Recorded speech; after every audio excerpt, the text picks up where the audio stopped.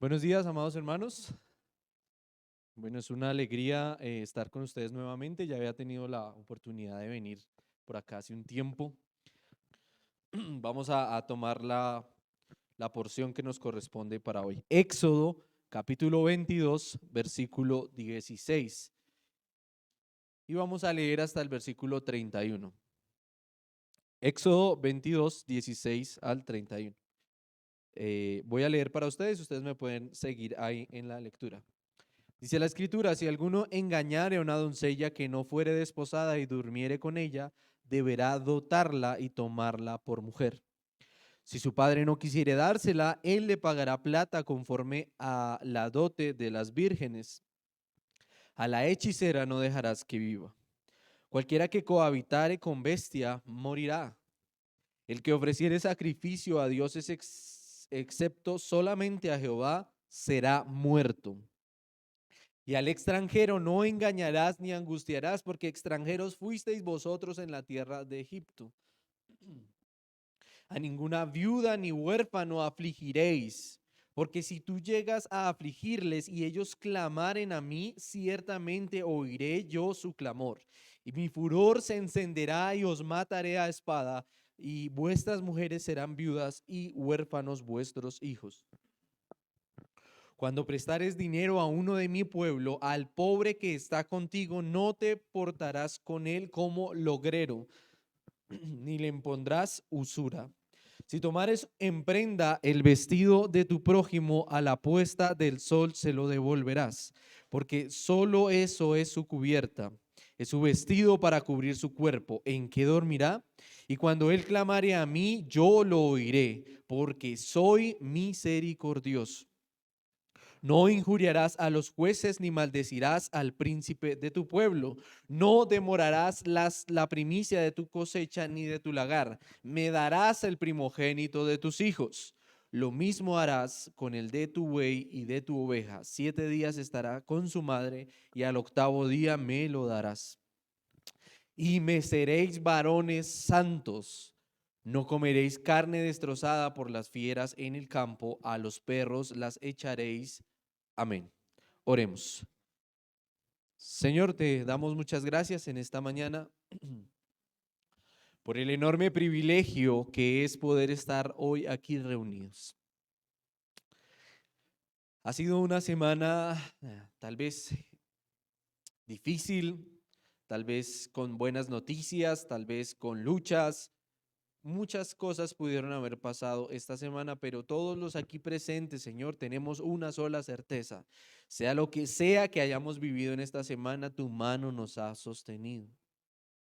Y estamos completamente confiados y seguros de que esa bendición que nos has dado al sostenernos no ha sido por el motivo de nuestro buen comportamiento, de nuestra vida perfecta, porque Señor, nuestras mejores obras delante de tu presencia son trapos de inmundicia, como dice tu palabra, Señor.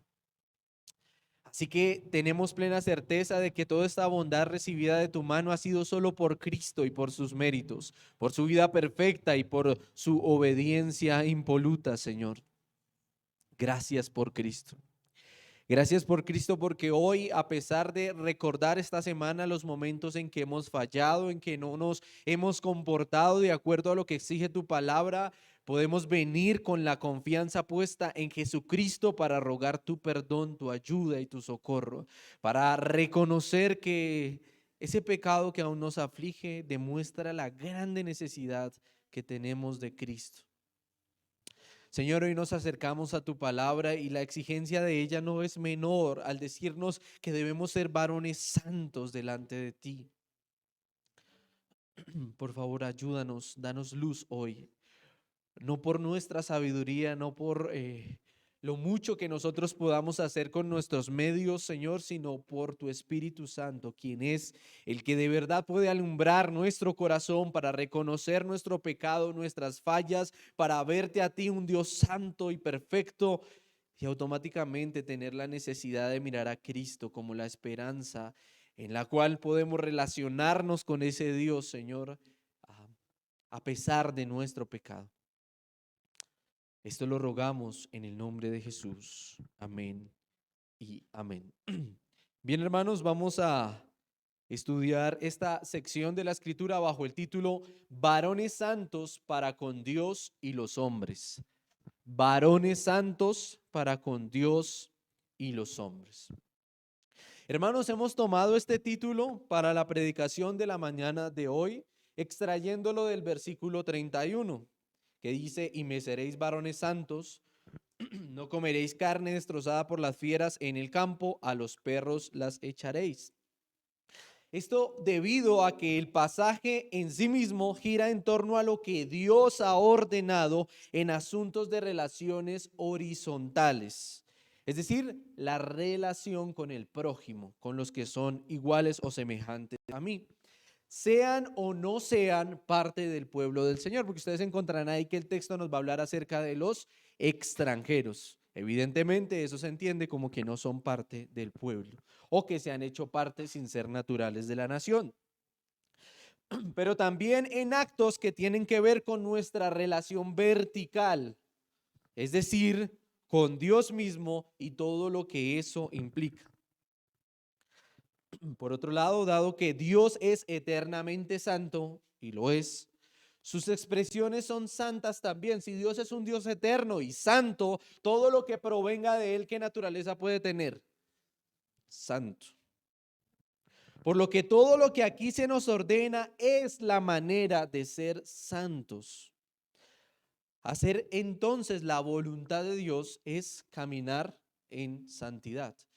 Debido a la condición de nuestros contextos, muchos piensan que ser santos o caminar en santidad es venir a la iglesia todos los días o vestirse de determinada manera o abstenerse de ciertas cosas. Bueno, si ser santos es hacer la voluntad de Dios, tendremos que mirar qué dice Él que debemos hacer para caminar en esa santidad.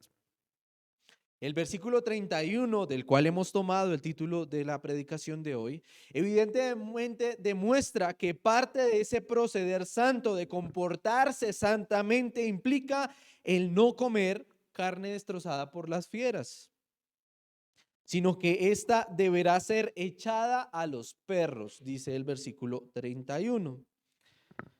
Y no habría que hacer mayor esfuerzo en cuanto a la interpretación del pasaje para entenderlo. Es decir, si usted se acerca al versículo 31, ¿qué puede interpretar? El Señor pide que sus hombres sean hombres santos y parte de esa santidad es no comer carne destrozada por las fieras del campo, sino que esa carne debe ser echada a los perros. ¿Ven? La lectura natural del pasaje nos da la interpretación. No tenemos que hacer mayor esfuerzo para entender qué Dios está diciendo en el versículo 31.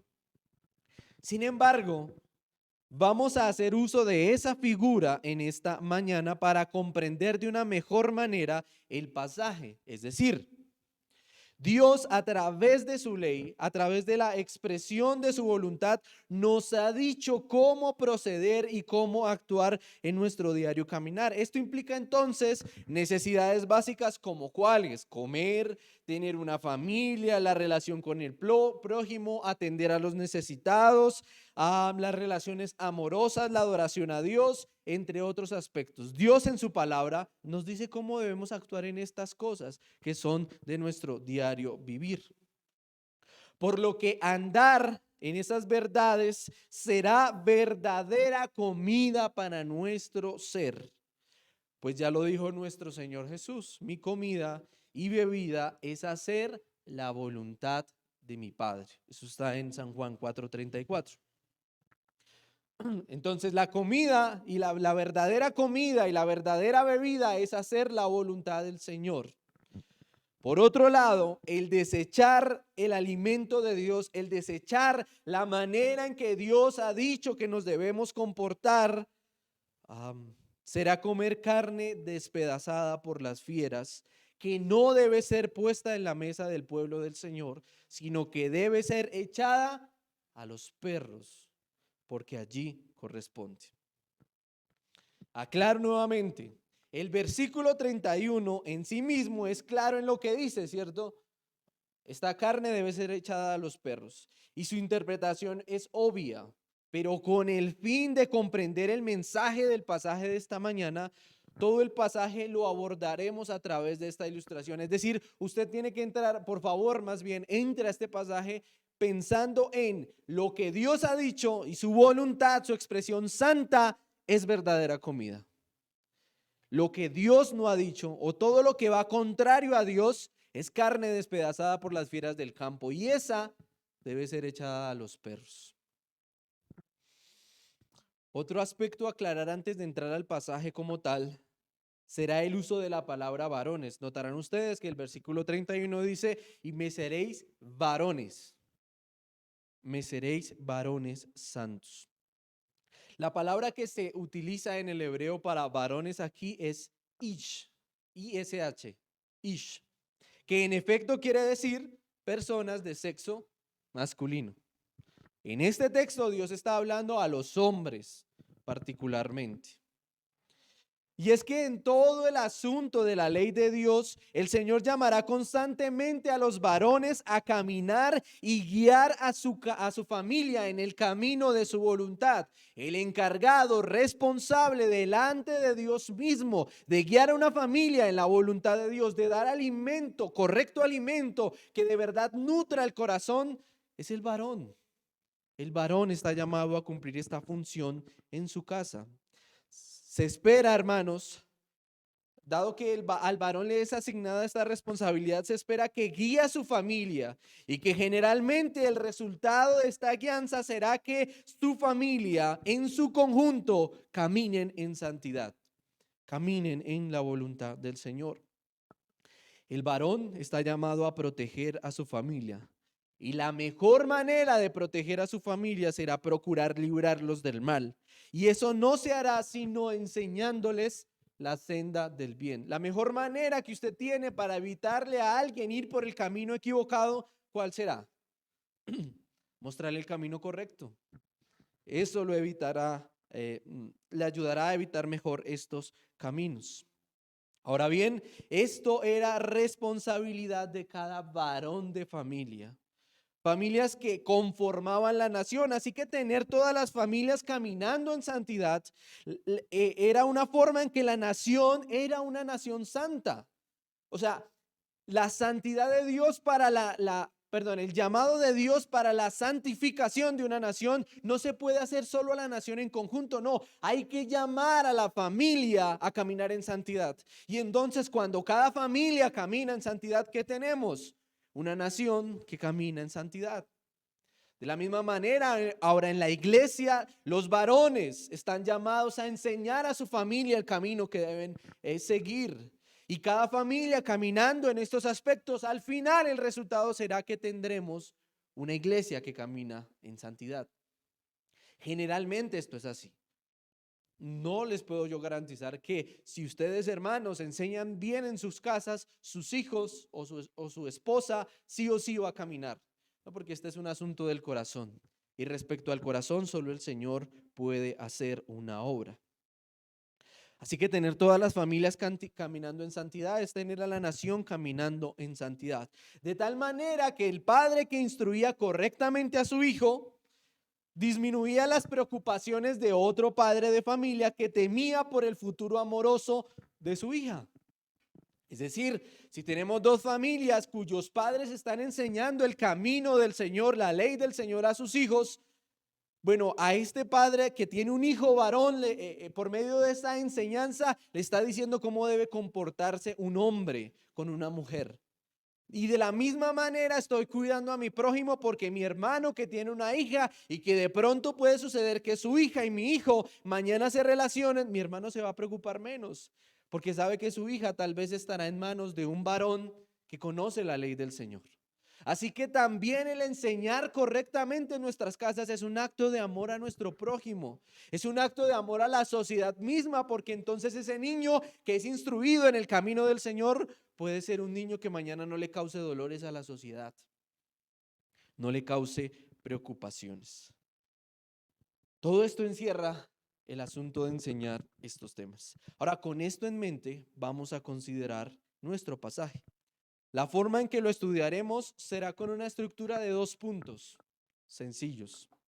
El primero de ellos, varones santos para con los hombres. Esa es nuestra relación horizontal. Para eso tomaremos los versículos 16 y 17 y también 21 al 27. Varones santos para con los hombres, versículos 16 al 17 y 21 al 27. Y el segundo punto, varones santos para con Dios, versículos 18 al 20 y 28 al 30. Varones santos para con Dios, versículos 18 al 20 y 28 al 30. Bien, entremos entonces por favor en nuestro primer punto. Varones santos para con los hombres. Versículo 16, por favor, vamos ahí al versículo 16. Versículo 16. Si alguno engañare a una doncella que no fuere desposada y durmiere con ella, deberá dotarla y tomarla por mujer. Pregunto yo, ¿es el deseo sexual legítimo? ¿Es correcto delante de Dios tener deseo sexual? O en otra forma, ¿está mal desear tener esposa? Entonces diríamos, no, es un asunto natural, es una necesidad básica. Estoy seguro que todos los aquí presentes ante estas preguntas responderemos con un enérgico y rotundo, no, no está mal, no es ilegítimo. Por lo que tenemos que decir que la situación que se está presentando en el versículo 16 parte de una necesidad y deseos legítimos. Es decir, alguien ha deseado tener una mujer y de esta manera satisfacer un deseo sexual. Es más o menos el caso que se nos está presentando en el versículo 16. El problema surge cuando aparece el engaño. Y aquí los medios santos que Dios ha provisto para el hombre empiezan a ser contaminados por el mismo hombre. Es decir, el modelo de que los varones debemos tener una mujer por esposa y ser acompañados por ella, ¿de quién es ese modelo? ¿Quién nos dio esa orden? Bueno, Dios. Eso implica entonces que Dios ha puesto en nosotros, hombres y mujeres, el deseo sexual. Es un medio santo que Dios ha dado. El problema es que el versículo 16 nos presenta que en esa relación legítima apareció algo proveniente del corazón del hombre. El engaño. El engaño.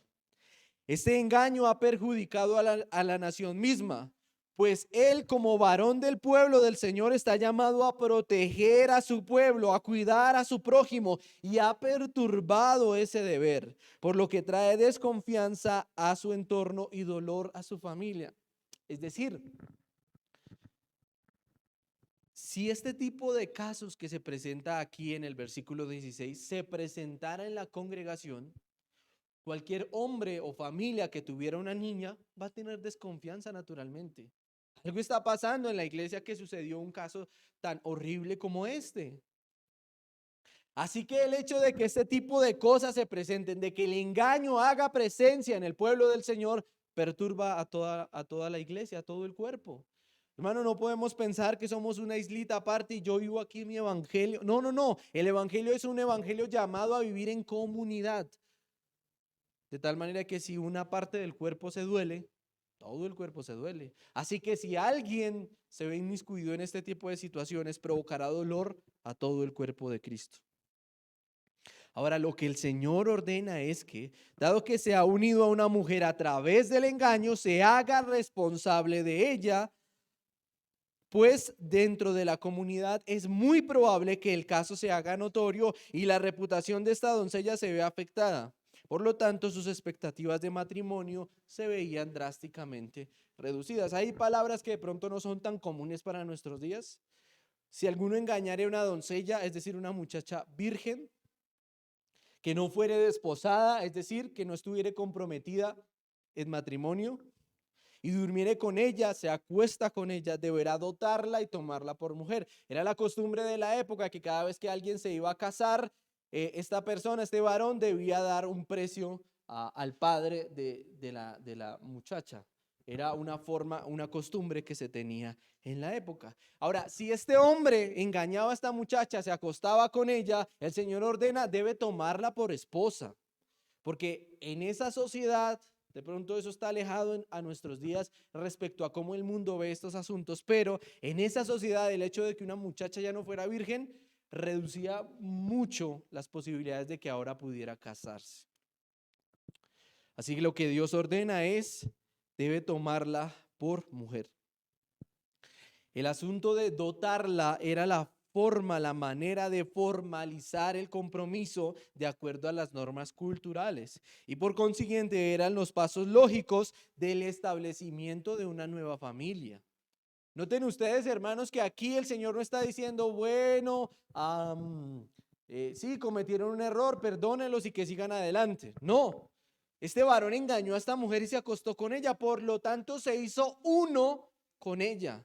Así que ahora deberá ser su esposa, salvo una excepción. Versículo 17. Si su padre no quiere dársela, él le pagará la plata conforme a la dote de las vírgenes. La actitud de este padre aquí es completamente comprensible y puede ser un razonamiento lógico como este. Si este muchacho no ha valorado a mi hija lo suficiente como para deshonrarla de esta manera, nada garantiza que vaya a ser un buen esposo. Si el tipo ya la engañó y se acostó con ella, ¿qué le garantiza a este padre de familia que en el futuro este hombre no va a hacer algo peor con su hija? Así que este varón, padre de familia, responsable de esa muchacha, podía decir, no, yo no se la voy a dar en matrimonio. Y era legítimo. Pero ¿qué sí debía hacer por haber causado este daño? Pagar el dote. Por lo que decidía no darla en matrimonio, pero sí debía pagar la sanción por el daño causado. Otra forma de pensar sería tener comprensión respecto a la situación presentada y comprender que a pesar de esa situación, este hombre podría ser un buen esposo. En todo caso, era el padre de familia. Repito, era el padre de familia el que decidía qué debía hacer. Pues este era el que en verdad conocía a su hija y quien podría determinar lo mejor para ella. Hermanos, no era la iglesia, no eran los líderes religiosos, ni ninguna otra persona la que tomaba esa decisión. Era el padre. Tristemente, nosotros con mi esposa hemos estado en otros contextos de otras iglesias. Y cuando se presenta un tipo de situación como esta, en la que dos muchachos se ven inmiscuidos en una relación premarital antes del matrimonio, a veces algunas comunidades tienen la costumbre de ser los líderes, es decir, el pastor o la congregación la que presionan, es que ustedes se tienen que casar. No, espere un momento, porque la escritura nos está diciendo que no es la iglesia ni los líderes, son los padres de esa muchacha los que deben decidir qué ha de hacerse.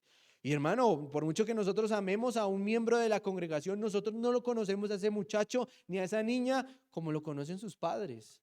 Así que son ellos los que deben decidir, no la iglesia.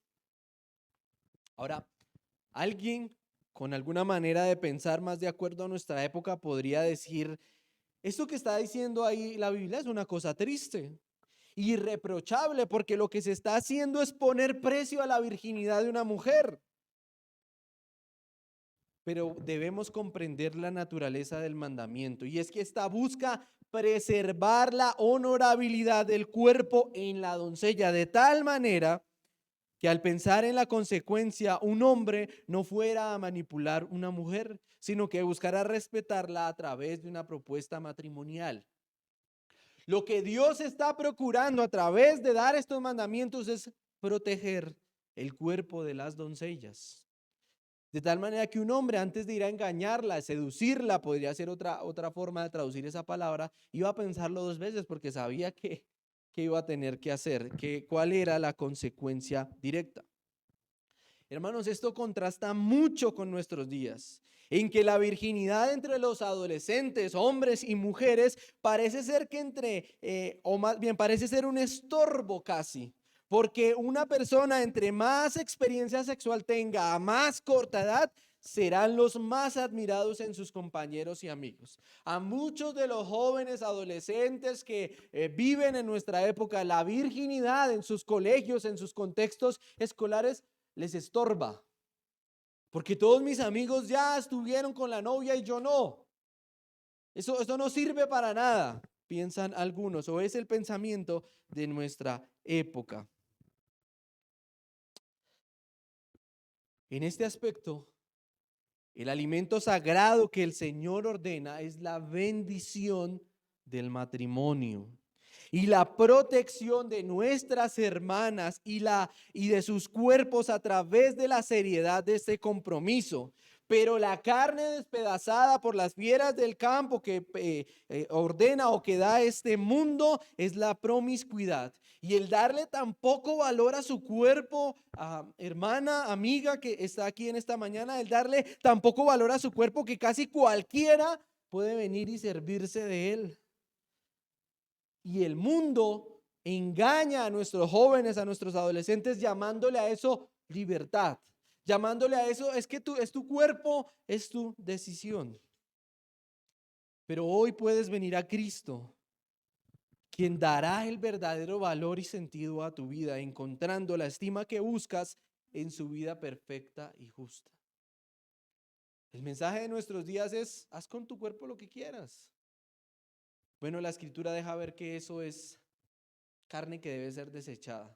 Más bien el alimento santo de Dios es el vínculo del matrimonio. Es que esa muchacha, ese varón sea honrado por una mujer, por un hombre que se ha preservado para ese momento. Y casi que hoy la sexualidad es cualquier cosa. Versículo 21 del pasaje, por favor. Versículo 21. Al extranjero no engañarás ni angustiarás, porque extranjeros fuisteis vosotros en la tierra de Egipto. Estamos en el marco de la relación santa con el prójimo, ¿no?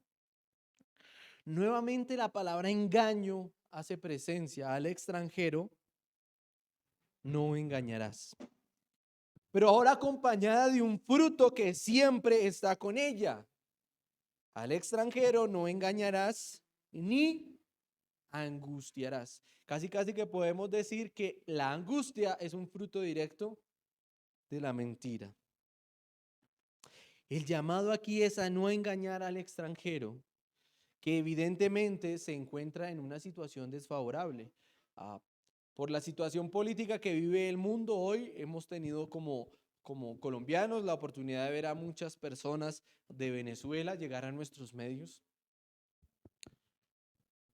Y aunque algunos hayan podido lograr alguna comodidad que no tenían en su país, no deja de ser una situación desfavorable para ellos. No dejan de aprovecharse muchos por su situación de ilegalidad para pagarles menos por un trabajo debido. Así que generalmente estos extranjeros que están en otra nación, valga la redundancia, están en una situación desfavorable, están en situación de vulnerabilidad. Mucho menos debían buscar afligirle de alguna manera aprovechándose de su situación. Y la motivación que el Señor les da para no comportarse así es que piensen en el hecho de que ellos mismos, el pueblo de Israel, la nación de Israel, han sido extranjeros en tierra de Egipto y han sufrido el dolor de no estar en su patria y de ser afligidos por esta razón. Por otro lado, el hecho de haber sido esclavos y ahora ser libres de esta esclavitud podría llevarlos a tener algún tipo de sentimiento de superioridad, cosa que no debía ser así en el pueblo del Señor. Hermanos, consideremos esta ordenanza del Señor a la luz de haber sido librados de la esclavitud del pecado, pero de recordar cómo nos afligía y que nos lleve a tener compasión por aquellos con quienes nos relacionamos y no les ha alumbrado la luz del evangelio. Hermano, cada vez que usted deba relacionarse con alguien que no ha creído en Jesucristo, tenga misericordia, porque ellos no tienen la luz que usted tiene y se afligen y les duelen muchas cosas y usted de pronto dice: bueno, hermano, el Señor es soberano, pero es que no tiene esa luz. Y lejos de usted sentirse superior, debe tener comprensión, porque es que usted sabe lo que es estar esclavo. Usted sabe lo que es estar afligido por el pecado. Usted sabe lo que es no querer ir a la cantina una vez paguen la quincena, pero no poder resistir e ir y dejar allá todo ese dinero. Usted sabe lo que es eso. Tenga misericordia, porque usted sabe lo que es ser esclavo. Ellos habían sido esclavos, pero fácilmente se nos olvida a todos los que estamos aquí presentes, incluyéndome, todo lo que hemos pasado, todo lo que el Señor ha hecho para traernos a Él. A ninguna viuda ni huérfano afligiréis, dice el Señor. Esto evidentemente son los miembros más desprotegidos de la sociedad, una viuda y un huérfano. Y todos los aquí presentes estaremos de acuerdo que el que busque afligir a esas personas, el que busque aprovecharse de un huérfano o de una viuda, estas personas indefensas, el que busque aprovecharse de ellos tiene un corazón completamente pervertido. Pero hermanos, miremos esto para pensar qué tan malo puede llegar a ser el corazón del hombre, que puede llegar a aprovecharse de una persona en esta situación de tanta vulnerabilidad. En el pueblo del Señor no se debe angustiar, no debe haber angustia para el huérfano ni para la viuda. Esto no debe ser así en el pueblo del Señor. Ahora es interesante que no se nombre condiciones como las que vimos nosotros hoy de madres solteras o niños abandonados. Y es que evidentemente este es un mal presentado mayormente en nuestros días y que ni siquiera se considera en la Escritura. Es decir, Dios no concibe, o más bien, en la Escritura no se concibe el hecho de que una mamá sea madre soltera. Eso es una situación más de nuestros días. Eso es un daño que ha surgido por la irresponsabilidad de los hombres de nuestra sociedad. No se considera el hecho de que haya un niño abandonado, que un padre y una madre sea capaz de dejar a su hijo por ahí en la calle. Eso ni siquiera se piensa. Algunos tienen conflicto a veces con el asunto de el mandamiento de honra a tu padre y a tu madre. Pero ¿cómo puedo honrar a mi padre si me abandonó? Pero ¿cómo? Bueno, la realidad es que ese mandamiento está dado en el contexto de que una familia funcione, de que ese varón al que estás llamado a honrar es el que ha cumplido esa responsabilidad. De hecho, cuando dice honra a tu padre, ¿qué implica esa palabra padre? ¿Es uno que abandonó? No, evidentemente eso no es padre.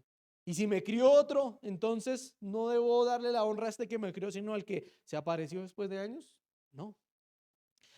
Pero esto lo menciono es para que vean que estas cosas que hoy surgen en nuestros días, hermano, las casas de paso, los hogares de paso, donde niños abandonados por sus padres están o ancianos abandonados por sus hijos están, eso es producto del pecado nuestro de nuestros días. Es que no se concibe que un varón que ha tenido un hijo, que es sangre de su sangre, lo abandone así sin más. No se haga responsable, pero eso una vez más es producto del corazón caído del hombre. Consideremos, hermanos, con temor reverente este mandamiento, pues la advertencia es grande cuando el Señor dice que si estas personas son afligidas por nosotros y oran a Él, Él va a escuchar esta oración y horrenda cosa será caer en las manos del juez supremo del universo. La sentencia es clara en cuanto a la forma de actuar del Señor. Versículo 24. Y mi furor se encenderá y os mataré a espada, y vuestras mujeres serán viudas y huérfanos vuestros hijos. Cuídese, hermano, de verse en una situación en la que usted esté buscando provecho de una viuda y un huérfano. Esto, si el Señor lo pone en la Escritura, es porque podemos llegar a vernos en una situación así. Versículo 25, cuando prestes dinero a uno de mi pueblo, al pobre que está contigo, no te portarás con él como logrero, ni le impondrás usura. Es interesante observar en primera instancia que el mandato aquí es respecto a los préstamos de dinero, pero de inmediato se nos deja ver que lo que se regula es el préstamo entre hermanos del mismo pueblo. Y se presupone que el hecho de que esta persona se vea en la necesidad de pedir dinero prestado es por alguna situación particular de pobreza o que lo ha llevado a una situación de pobreza. Note nuevamente, cuando prestes dinero es lo que va a regular. ¿Pero a quién? A uno de mi pueblo. ¿Y por qué yo me debo ver en la necesidad de prestar dinero a uno del pueblo? Al pobre que está contigo. Es decir, se presume en el texto que si alguien se ve en la necesidad de pedir dinero prestado es ¿por qué? Porque ha caído en una situación de pobreza.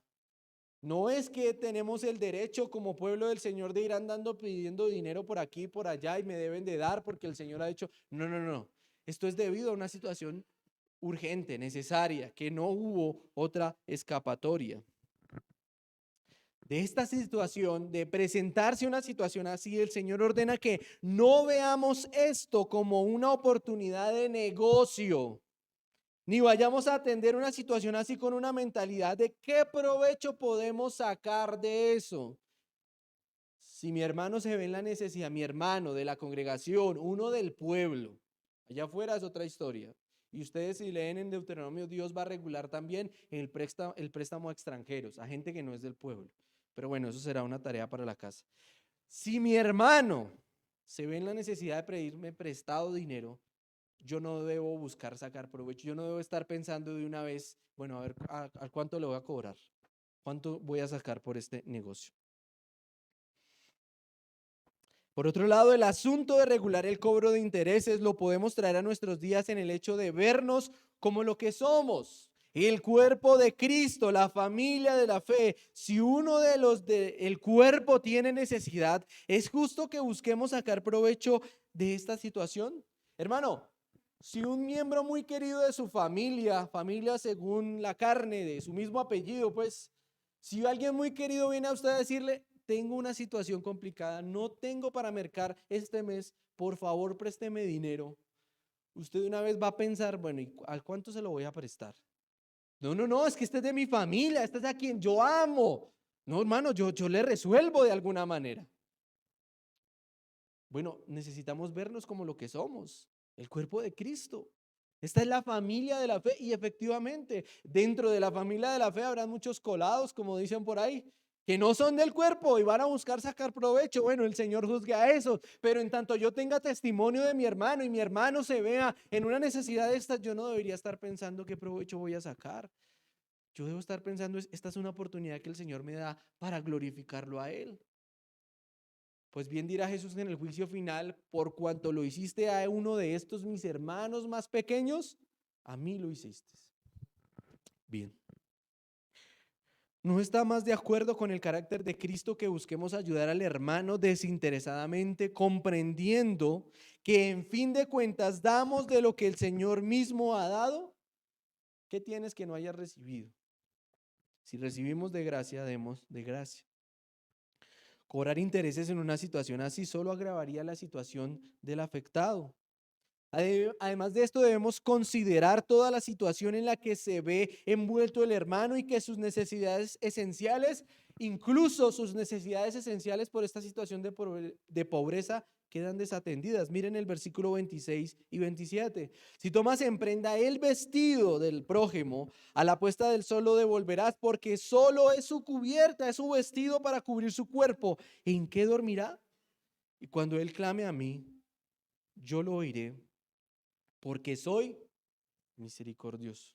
El afligir a nuestro hermano de esta manera tiene una terrible advertencia de parte del Señor. Él oirá el clamor porque es misericordioso. Y este mandamiento, estos mandamientos reflejan en sí su misericordia. Es como si en esta sección, en este versículo en particular, él afirmara la razón por la que está dando todos los mandamientos que aquí están.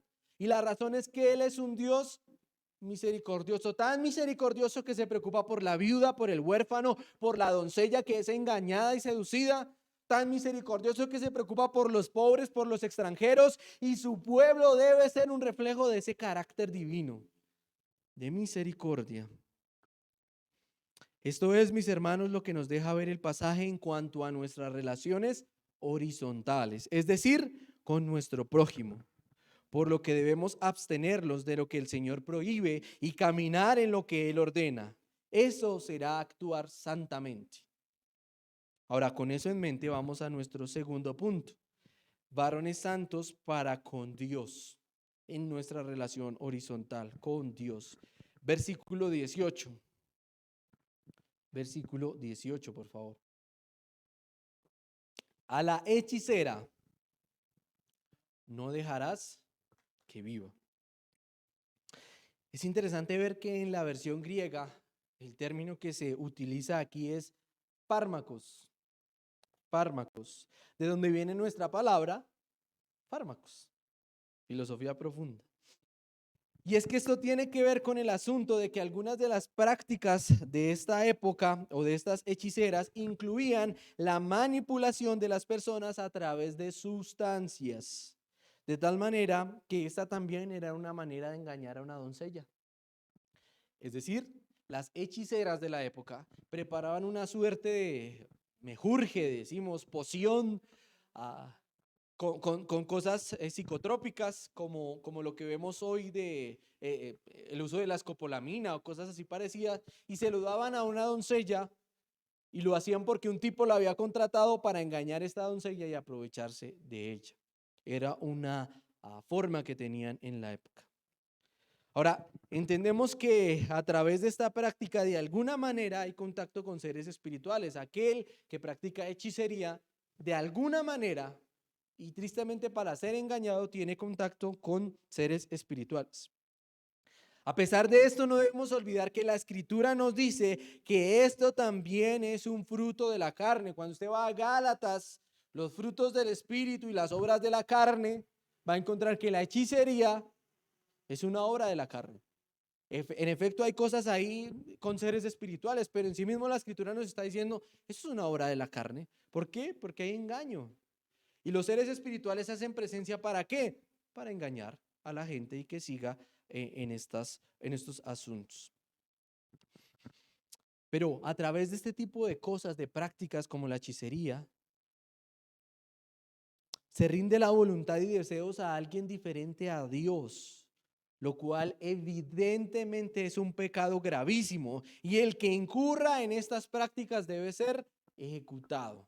A la hechicera no dejarás con vida. Pero ahora otro asunto en el que se debe aplicar pena de muerte. Cualquiera que cohabitare con bestia morirá. Esa palabra cohabitar quiere decir tener intimidad. Estamos hablando acá de zoofilia, tener relaciones sexuales con animales. El Señor condena la práctica sexual de la zoofilia, pues este tipo de prácticas es un enrostramiento a Dios mismo, quien ha dado la sexualidad en el marco del matrimonio como una manera de glorificarlo. Pero además, en muchos cultos paganos esta práctica podía ser un ritual de adoración. Es decir, un medio por el cual acercarse a las deidades. Y la perversión era tal que aún el pueblo hitita, que ustedes van a encontrar el pueblo hitita más adelante en el Pentateuco, el pueblo hitita tenía normas que regulaban el asunto de cohabitar con animales. Nosotros nos asombramos con justa razón de todas las prácticas sexuales que vemos hoy. Es aberrante ver muchas de ellas.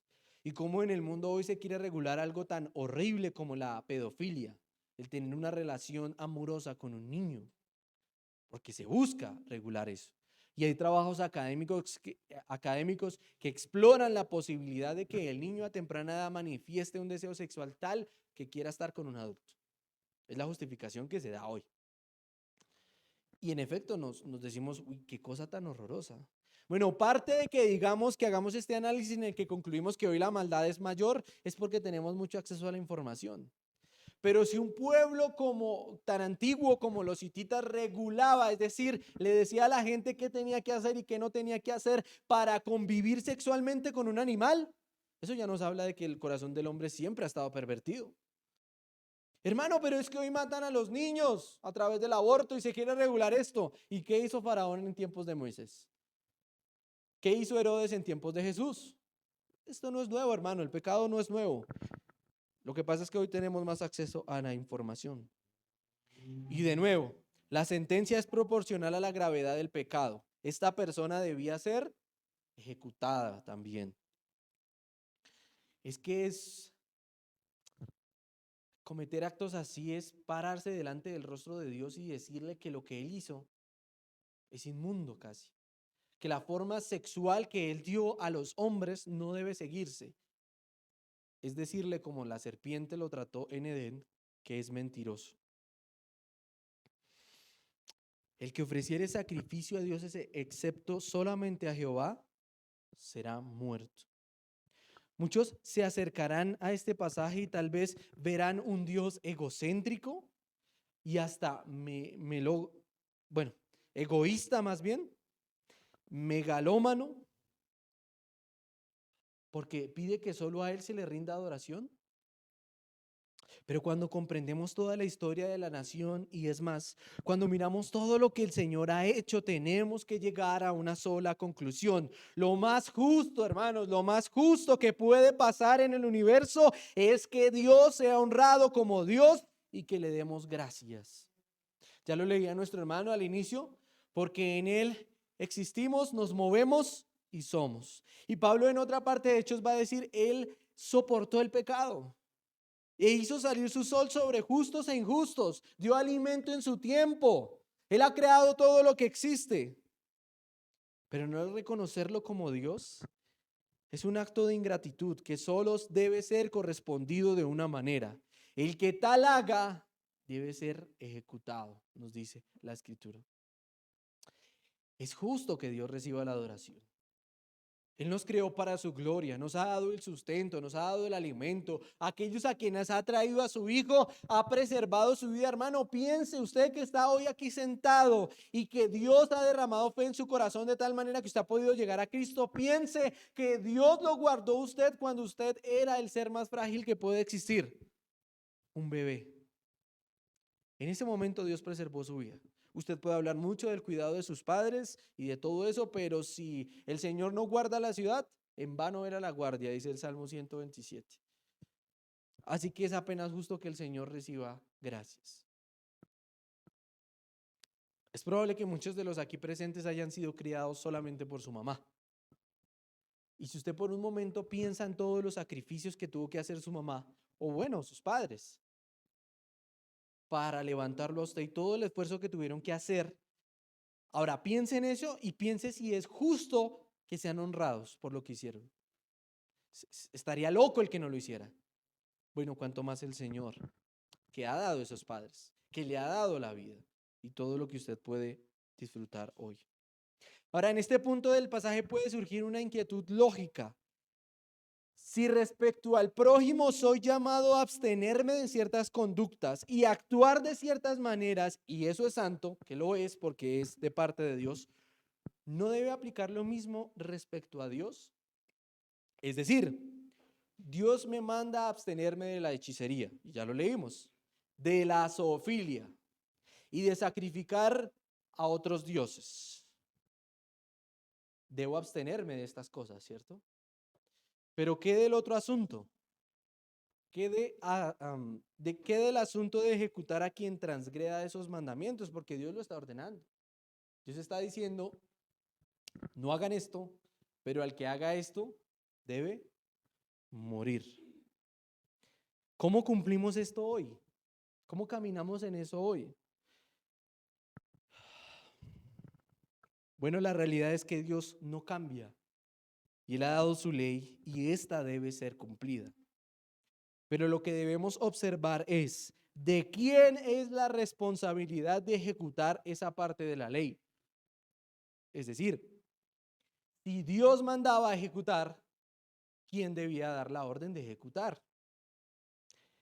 Evidentemente, por todo el contexto de la Escritura, llegaremos a la conclusión que los que debían hacer esto eran los jueces. Por lo que sobre ellos recae esta responsabilidad y son ellos quienes darán cuentas a Dios de esto. Además, es evidente por nuestro pasaje también la naturaleza tan importante de los jueces. Dios ordena ejecutar al que incumpla esto, pero la responsabilidad de llevar a cabo esta sentencia es de los jueces, no del pueblo. Y este cargo era muy importante. Miren, versículo 28. No injuriarás a quienes, ni maldecirás al príncipe de tu pueblo. Si nos damos a la tarea de consultar otras versiones de este texto, de este versículo 28, algunas dirán Dios en vez de jueces, es decir, no injuriarás a Dios. Y otros dirán, no injuriarás a los jueces. Esto se debe a la palabra que se utiliza para jueces en hebreo, que aquí es Elohim. No injuriarás a los Elohim. Es normal encontrar respecto a los jueces se utilice este término, ya que transmite la idea de que Dios, siendo el máximo juez del universo, ha comunicado de alguna manera menor esta función a los que Él mismo ha instituido por jueces, pues no hay ninguna autoridad que Él mismo no haya puesto. Romanos 13:1. Por lo que en sentido práctico, injuriar a los jueces es injuriar a Dios mismo, pues Él ha establecido a estas personas y de ellas tomará cuentas. Es interesante que Pablo mismo se retracta de injuriar por desconocimiento al sumo sacerdote, citando este pasaje. Léanlo por favor en la casa, ustedes van a encontrar que en Hechos 23, Pablo se va a ver frente al sumo sacerdote y va a hablar mal del sumo sacerdote. E inmediatamente le dicen, él es el sumo sacerdote. Pablo pide perdón y dice, escrito está, no injuriarás al príncipe de tu pueblo. Lo que deja ver la importancia del asunto. Por ahí en Salmos hay un texto que dice, el Señor ha dicho, dioses sois. La palabra en hebreo ahí de nuevo es Elohim. Pero eso quiere transmitir la idea de que en tanto Dios es el juez supremo del universo, Él ha delegado parte de esta función a los jueces de esta tierra. Así que las personas que son jueces en nuestra nación tendrán que dar cuentas a Dios por incumplir estos mandamientos. No nosotros, espero ese punto haya quedado claro. Hasta este punto hemos visto que nuestro relacionamiento con el Señor tiene implícito el asunto de abstenernos de determinadas prácticas como un reconocimiento de la santidad del Señor y que Él desea que caminemos por esta misma senda. Ahora, en la parte final de esta predicación, veremos la forma activa de caminar en santidad en este pasaje. Ya el Señor ha condenado el engaño y el afligir, el angustiar. Por lo que ahora nos mostrará que la santidad implica, sí, ir en contra de su voluntad implica engañar y afligir. Caminar en santidad, entonces, implicará veracidad y diligencia para lo que Él ha ordenado. Veracidad y diligencia para lo que Él ha ordenado. Versículo 29. No demorarás la primicia de tu cosecha ni de tu lagar, mas darás el primogénito de tus hijos. El asunto de las primicias será un asunto que tocarán más adelante respecto a las fiestas, pero en esencia era los primeros frutos. El Señor ordenaba que se le diera los primeros frutos. Hermanos, a la luz de este pasaje, examinemos si tal vez ha habido negligencia en cuanto a nuestro deber como creyentes de traer ofrenda al Señor, sino de también contribuir para los necesitados. Examinemos, hermanos, si nuestro corazón y oído están afinados para ser diligentes en prestar atención a los necesitados de nuestros hermanos y de la iglesia en su conjunto.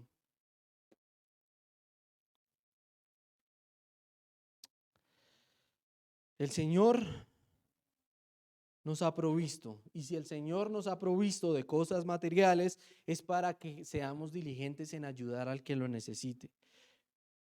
Pensemos, hermanos, en que el Señor no tarda la cosecha, sino que nos da el pan necesario. De la misma manera que el Señor nos da, debemos ser diligentes en dar. Ahora, también nos dice el texto que debían dar el primogénito de sus hijos. Y recordemos que este primer nacido pertenecía al Señor y debía ser redimido por medio de una moneda de plata. De la misma manera los animales, y esto era un recordatorio que de la mano del Señor se ha recibido estos beneficios y son de Él, por Él y para Él. De nuevo, ¿qué tenemos que no hayamos recibido? Si el Señor es el que nos ha provisto de trabajo, si el Señor es el que nos ha dado el sustento diario, ¿es injusto que Él demande de nosotros algo? Cuando la realidad es que respecto al dinero, por ejemplo, no nos demanda todo, sino que nos dice en el Nuevo Testamento, cada uno dé conforme propuso en su corazón, no con tristeza ni por necesidad, porque el Señor ama al dador alegre. Cada uno dé conforme haya prosperado. Hermanos, recordemos que todos estos preceptos del Señor nos permiten caminar en santidad. Pero evidentemente esta misma santidad lleva consigo una consecuencia ineludible. Todo aquel que no se conforme a la rectitud del Señor ha de morir irremisiblemente. Ya lo hemos leído. Y es que solo un corazón endurecido por el pecado no podría ver que lo que el Señor hace por medio de sus mandamientos es darnos a comer verdadera comida, que en su santidad Él desea suplir nuestras necesidades desde la rectitud y la santidad. De tal manera que el consumir de lo que Dios ha dado nos sacia, nos alimenta y nos lleva a crecer.